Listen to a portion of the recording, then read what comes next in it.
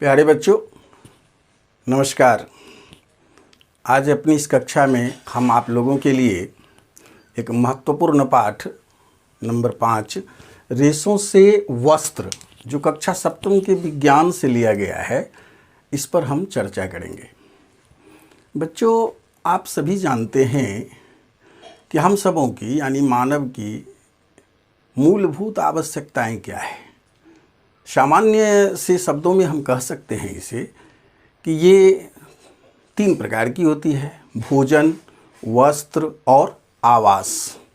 तो भोजन के बारे में हमने अपनी पिछली कक्षाओं में चर्चा की।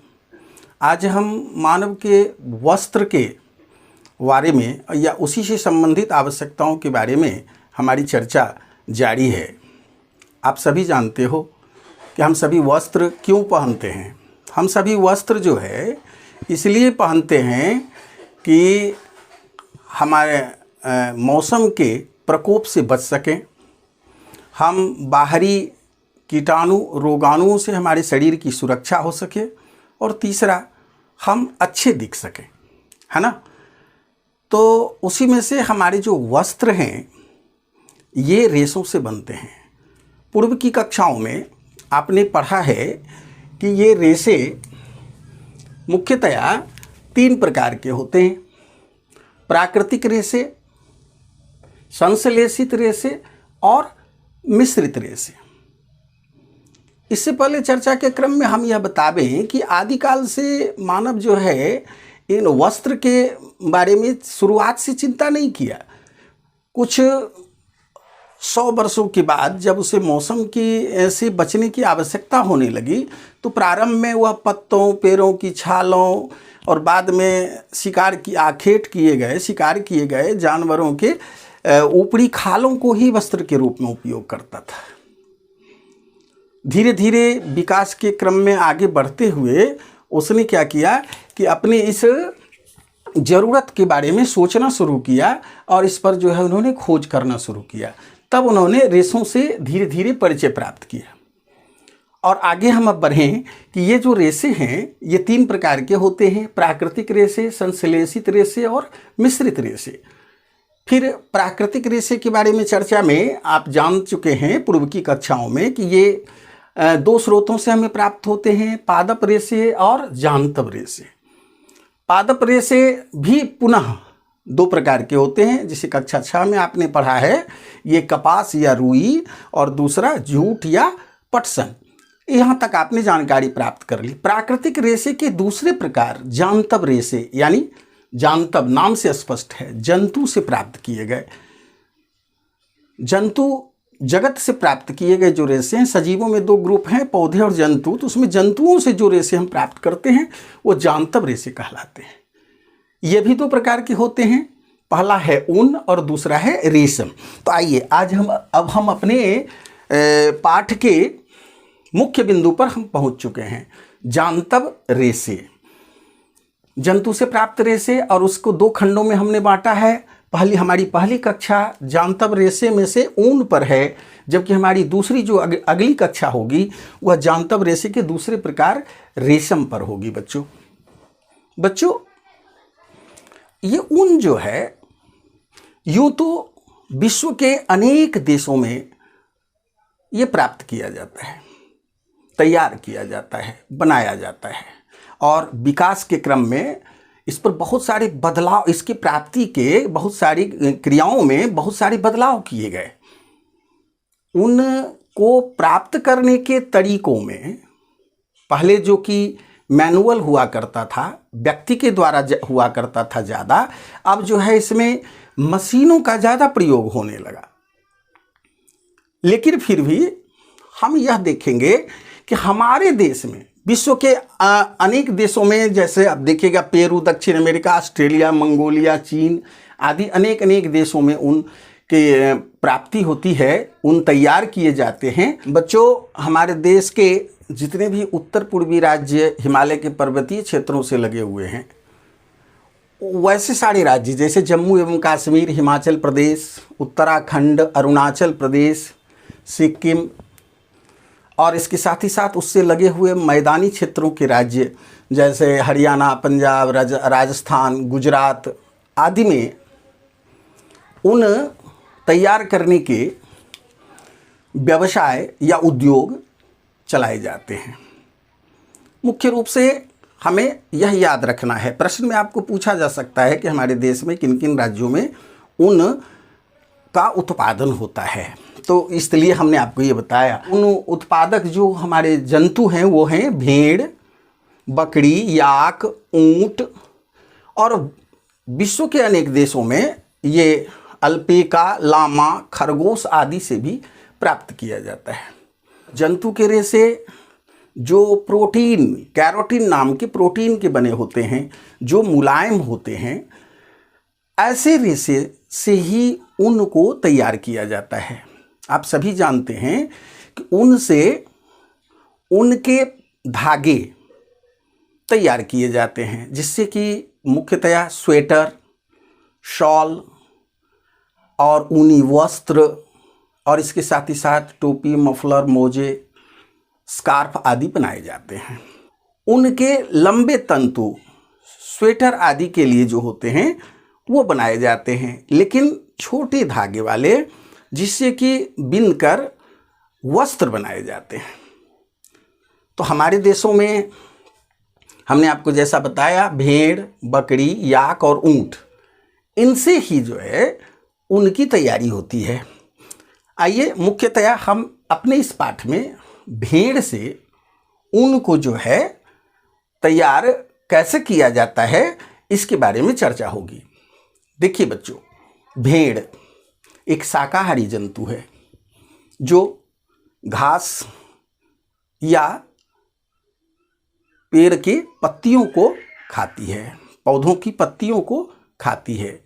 अब आपको जानना है कि क्या केवल यही ये खाती है? नहीं, इसके साथ ही साथ सूखा चारा, अनाज के दाने, भूसी, खल्ली आदि भी ये खाते हैं। हमने आपको पहले बताया ठंड के दिन आते हैं तो ऐसी भेड़ें घरों में पाली जाती हैं, शेल्टर्स के अंदर पाली जाती हैं, और गर्मी के दिनों में इन्हें पर्वतीय क्षेत्रों में यानी ठंडे क्षेत्रों में ले जाया जाता है, क्योंकि ठंडे क्षेत्रों में ही जो है उनकी जो पैदावार होती है यानी उनकी जो तैयारी होती है वह अच्छी होती है।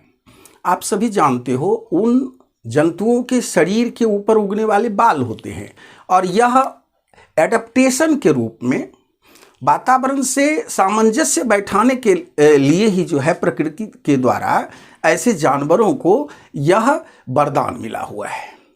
उनके तंतुओं या रेशों के बीच में हवा फंस जाती है, और आप जानते हैं कि हवा उष्मा की कुचालक होती है, और ऐसी स्थिति में ये हवा जंतु के शरीर की गर्मी को बाहर नहीं निकलने देती है, और वह अपने परिवेश या वातावरण के अत्यधिक ठंड की स्थिति से उनके शरीर को बचाती है। उसके इन्हीं गुणों को लेकर हम सब उनसे उनको तैयार करना शुरू किया, ताकि हमारा शरीर भी, हम मानवों का शरीर भी जो है वह अत्यधिक ठंड से बच सके। भेड़ के शरीर पर कुल 2 प्रकार के बाल होते हैं। एक वह बाल जो सिर के हिस्से में, दाढ़ी के हिस्से में पाए जाते हैं, जो अपेक्षाकृत लंबे होते हैं लेकिन कड़े होते हैं। इनका प्रयोग उनके उत्पादन में नहीं होता, लेकिन अब सिर से पीछे का शरीर का जो हिस्सा है उसके ऊपर जो बाल उगते हैं, मुख्यतया उसी का प्रयोग जो है वह उनके उत्पादन में किया जाता है। ऐसे भी प्रजाति होती है भेड़ की जिनके पूरे के पूरे शरीर पर कोमल, घने, चमकीले ऊन ही यानी रेशे या बाल या तंतु, अब जो भी बोल सकते हैं, वो पाए जाते हैं। तो इस तरह की जो प्रजाति होती है उनके ही नर और मादा जनकों के द्वारा आगे के लिए बच्चे को तैयार किया जाता है, जिनके अंदर भी इसी प्रकार के गुण यानी इसी प्रकार जिनके शरीर पर इसी प्रकार के मुलायम, चमकीले, घने रोए उगते हैं। तो इस खास प्रकार के जनकों को खोजकर उनके बीच प्रजनन की क्रिया करवाना है ना। ये जो है वर्णात्मक चयन कहलाता है, सेलेक्टिव ब्रीडिंग कहलाता है, चयनात्मक वर्णात्मक प्रजनन कहलाता है। और इसके द्वारा उत्तम नस्ल के भेड़ के बच्चे पैदा किए जाते हैं जो हमें अच्छी क्वालिटी के ऊन को देते हैं। अब देखिए भेड़ों के कुछ क्वालिटी को यहाँ पर आपको दिखाया गया है, जो वीडियो में भी एक समग्र सूची के रूप में आपके सामने उपलब्ध है। आप देखेंगे उसका जो है वह है पहला लोही, सबसे उत्तम कोटि का है ऊन। यह जो है राजस्थान और पंजाब में पाया जाता है। यह भेड़ों का जो है क्वालिटी के बारे में हम चर्चा कर रहे हैं। जो ऊन उत्पन्न करने वाले भेड़ों की नस्ल हमारे देश भारत में पाए जाते हैं। दूसरा है रामपुर बुशायर। ये भूरे ऊन को पैदा करते हैं, उपलब्ध कराते हैं, और ये यूपी और हिमाचल प्रदेश में, उत्तर प्रदेश और हिमाचल प्रदेश में पाले जाते हैं। तीसरी प्रजाति है नाली की। इनका ऊन जो है थोड़ा मोटा रुखड़ा होता है, इससे दरी का ऊन प्राप्त होता है, और ये राजस्थान, हरियाणा और पंजाब में पाले जाते हैं। उसके बाद है बाखरवाल। बाखरवाल जो है इससे शॉल, चादर आदि, है ना, अच्छी क्वालिटी के उन्नत किस्म के ऊन जो है लिए जाते हैं। ये जम्मू एंड कश्मीर में पाले जाते हैं। अगला जो प्रजाति है पाटनवाड़ी। हौजरी के जितने कपड़े बनाए जाते हैं, है ना, हौजरी आप समझते हैं रेडीमेड वस्त्र जो होते हैं उसे हौजरी कहा जाता है, और ये मुख्यतः गुजरात में जो है पाले जाते हैं। और अंतिम किस्म है मारवाड़ी। यह भी जो है मोटा ऊन इससे पैदा होता है, और ये भी गुजरात में पाए जाते हैं। जम्मू और कश्मीर में दो प्रकार के मुख्यतया, या आप कहें कि एक खास प्रकार की बकरी, है ना, जिसे कि अंगोरा बकरी कहा जाता है, इनके रोयों से भी ऊन को प्राप्त किया जाता है। और उत्तम क्वालिटी के पश्मीना शॉल, जिसका कि नाम आपने सुना होगा, ये पश्मीना शॉल उन्हीं के ऊन से जो है बनता है बच्चों। ठीक है, अब आगे देखिए। दूसरा, विश्व में आपने सुना होगा मिंक कोट। विश्व में ये बहुत ही फेमस है, बहुत बड़े बड़े अमीरों के द्वारा ही इसे पहना जाता है। सभी कोई यह उपलब्ध नहीं होता क्योंकि ये बहुत महंगा होता है। ये खास प्रकार के वैकुना ऊंट के द्वारा, जिसके ऊपर शरीर पर दो हम्प होते हैं, दो कुवर आप कह सकते हैं, जो जिसका होता है, ऊंट को जानते हैं, बीच शरीर में आपको ऊपर की ओर उठा हुआ जहाँ पर चर्बी जमा रहती है वो होता है। तो उस तरह के डबल हम्प वाले बहुत ही कोमल मुलायम, है ना, और उसके रेशे होते हैं और बहुत ही सुंदर और बहुत ही गर्म होते हैं। तो ये मिंक कोट बहुत ही प्रसिद्ध है। उसी तरह हमने आपको पश्मीना शॉल और अंगोरा ऊन के बारे में और लोही की चादर के बारे में जो है आसपास के लोगों के द्वारा आप सुनते होंगे। तो ये सारे जो हैं वो हमारे देश में उत्पन्न होते हैं। ये उत्तम कुछ क्वालिटी के हैं। भेड़ के शरीर पर की ऊपरी त्वचा भी जो है बाल के साथ साथ मृत हो जाती है। ये इसका एक खास गुण है।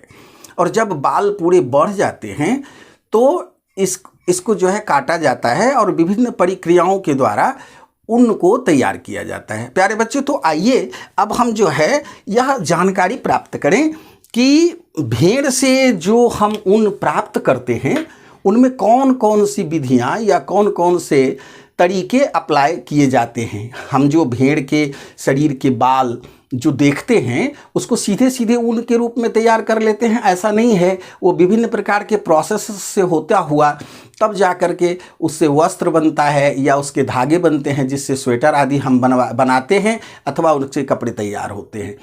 तो इस सबसे पहला इसका जो है वह है ऊन की कटाई।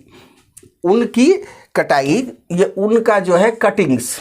तो शरीर से, भेड़ का शरीर पर जब बाल बढ़ जाते हैं तो मुख्यतः गर्मी के मौसम में, आप याद रखिए, ठंड के मौसम में प्रकृति ने जो है इन्हें ठंड से बचने के लिए दिया हुआ है, लेकिन गर्मी की ऋतुओं में इनके शरीर से उनके शरीर के बालों को काटा जाता है। हमने आपको बताया कि इनके बालों के साथ साथ शरीर का जो सबसे ऊपरी परत त्वचा का होता है वो भी मृत हो जाता है। तो उसे कुछ खास प्रकार के यंत्रों से, जैसे नाई विभिन्न प्रकार की कैंची या उस तरह का उपयोग करता है, उसी प्रकार से इनके पालक इसको जो है काट लेते हैं। अथवा अब तो मशीनों के द्वारा भी आपको चित्र में दिखाया जा रहा है दोनों प्रकार, आप इसे देखकर समझें। इनके शरीर से इन बालों को उतार लिया जाता है। इसे ही जो है हम ऊन की कटाई कहते हैं। उनकी कटाई में मौसम का खास ख्याल रखा जाता है, ये आपको ध्यान में रखना है। दूसरा है मंझाई या अभिमार्जन, जिसे अंग्रेजी में हम स्कोरिंग कहते हैं। तो इसमें क्या होता है बच्चों, मंझाई या अभिमार्जन में ये जो भेड़ के शरीर से जो ऊन को या उनके बालों को, उनके रोयों को काटा गया, ये साफ सुथरी तो होती नहीं है। तो क्या किया जाता है कि इन्हें जो है ना, इन्हें जो है एक खास प्रकार के टंकी में डाल करके, और इनके लिए जो सूटेबल धोने वाले पदार्थ होते हैं, है ना, कहा जाए डिटर्जेंट आदि, उसको एक प्रयोग के द्वारा इसको धोया जाता है।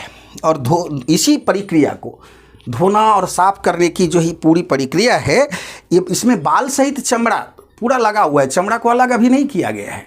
तो बाल सहित चमड़े को ही जो है इसमें जो है धो दिया जाता है। ये भी मैनुअली यानी मानव के द्वारा और मशीन के द्वारा, कारखानों में ये दोनों प्रकार से होता है। आप इनको चित्र में देख सकते हैं कि धोने से, अभिमार्जन से पहले और अभिमार्जन के बाद ऊनों की दिखावट में, ऊनों के जो है ये सजावट में, या हम कह सकते हैं कि ऊन किस तरह से जो है बदलते हैं, पहले कैसे दिखते हैं और बाद में कैसे दिखते हैं, बगल के चित्र में आपको दिखाया जा रहा है। उसके बाद इसको धोने के बाद, अभिमार्जन के बाद जो है जो मुख्य कार्य है धोना और सुखाना। इसमें होता क्या है कि हमने आपको जो बताया कि उनके शरीर के त्वचा के नज़दीक के जो बाल होते हैं वो थोड़ा महीन और छोटे होते हैं, और दूसरे प्रकार के जो बाल होते हैं उसी त्वचा के ऊपर वो थोड़े बड़े होते हैं। तो जो छोटे और महीन बाल होते हैं उसको बर कहा जाता है। आप देखते होंगे स्वेटर्स में, आप जो ऊपर में कुछ उठा हुआ या कपड़ों पर जो उठा हुआ भाग देखते हैं जो निकल जाता है, आप उसे रुन या बर बोलते हैं।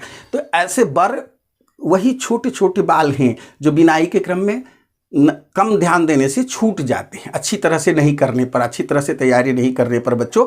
तो इस तरह से इन बड़ों को उससे छांट करके अलग कर लिया जाता है, और फिर इन्हें अलग अलग धोया जाता है, और धो करके इसको सुखा लिया जाता है। तो इस तरह से हमारी जो है ये धुलाई और सुखाने की प्रक्रिया भी पूर्ण हो जाती है। इसके बाद आप देख रहे हैं जो हमारा पांचवा है वह है रंगाई। बच्चों, आप जानते हैं कि भेड़ के ऊन का रंग, बालों का रंग कैसा हो सकता है? वो या तो उजला हो सकता है, क्रीम कलर का हो सकता है, अथवा काला हो सकता है, अथवा भूरा हो सकता है। मुख्यतः 3 ही रंगों में यह उपलब्ध होता है प्यारे बच्चों। अब देखिए, लेकिन हम जो देखते हैं हमारे ऊनी वस्त्र या हमारे ऊनी स्वेटर्स अनेक आकर्षक मनोहारी कलर्स में उपलब्ध होते हैं। तो नेचुरली आपको समझना चाहिए कि इन ऊनों को फिर बाद में रंगा जाता है। विभिन्न प्रकार के अलग अलग प्रकार के वर्णकों के द्वारा इन्हें रंग करके आकर्षक बनाया जाता है। तो यह जो प्रक्रिया है इसे ही जो है हम रंगाई कहते हैं, उनको कलरिंग करना। और सबसे अंतिम जो है वह है रीलिंग की प्रक्रिया। रील करना यानी उससे धागों को तैयार करना और उसे लपेट करके संग्रह करना, ये रीलिंग की प्रक्रिया। प्यारे बच्चों, जो अब पूर्ण रूप से रंगाई के बाद जो रेशे हमें तैयार होते हैं, इन रेशों को पुनः 2 अलग अलग भागों में छांटा जाता है, अलग किया जाता है, और इसके बाद जो है रेशों को सीधा करके सुलझा लिया जाता है, और लंबे जो रेशे होते हैं उसको काट करके, काटना यानी उससे तकली से जिसे काटा जाता है धागा ना, उसी तरह यानी काटना मतलब धागा बनाना। तो उससे धागा के रूप में बना करके स्वेटर के लिए ऊन बनाए जाते हैं जो लंबे होते हैं, और जो छोटे छोटे ऊन होते हैं उसे काट करके छोटे वाले ऊन से वस्त्र के लिए जो है धागे तैयार किए जाते हैं। तो इस प्रकार से संपूर्ण प्रक्रिया जो है भेड़ से ऊनों को प्राप्त करने के जो तरीके हैं, हमने उसके ऊपर में आपको जो है प्रकाश डाला। अब आप देखिए, आपके मन में यह उठता होगा कि इतनी सारी प्रक्रियाएं करने में, यानी भेड़ों को पालना, भेड़ भी सजीव होते हैं, इनके शरीर से जो है त्वचा सहित भेड़ के बाल उतारे जाते हैं, तो क्या यह उचित है? इससे भेड़ों को कष्ट तो नहीं होता है? और इस प्रक्रिया में कोई कष्ट हो सकता है क्या? तो देखिए प्यारे बच्चों, भेड़ स्पेशली इसी के लिए बनाए जाते हैं और बहुत ही सावधानी पूर्वक भेड़ों को कोई हानि पहुंचाए बिना। आप सभी जानते हैं कि यदि भेड़ों से इसकी को हानि पहुंचेगी तो यह प्रक्रिया बहुत दिनों तक नहीं चल सकेगी।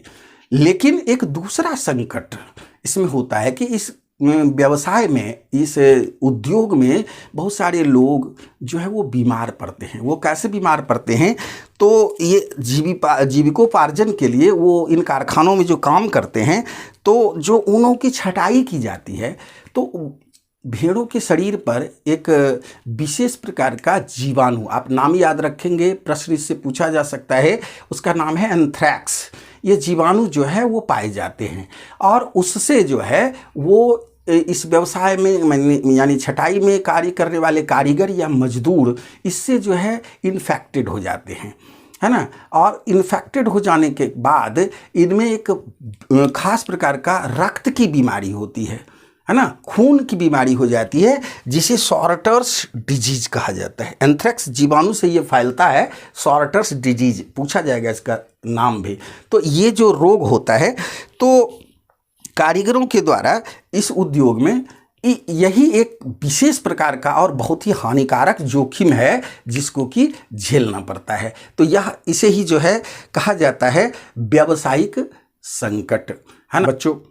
आइए हम संक्षिप्त में इसको एक बार फिर दोहरा लें कि आपको पहले जो है रेशों को पूर्व के ज्ञान के रूप में आपसे जो है रेशों के विभिन्न प्रकार के बारे में चर्चा की गई थी, है ना।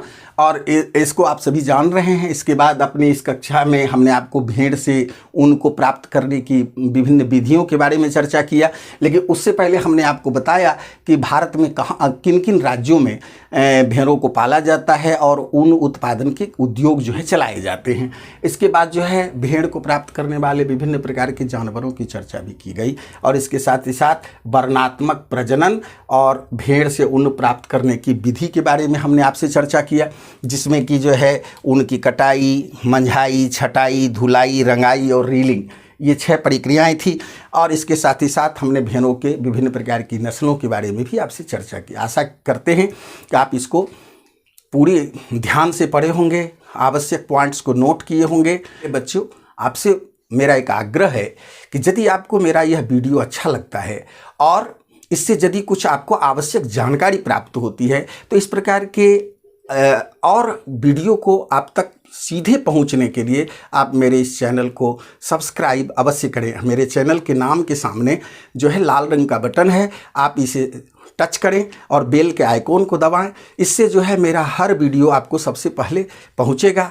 आशा करते हैं कि आप इस वीडियो को लाइक भी करेंगे और दूसरे मित्रों को जानकारी देने के लिए इसे शेयर भी करेंगे। धन्यवाद।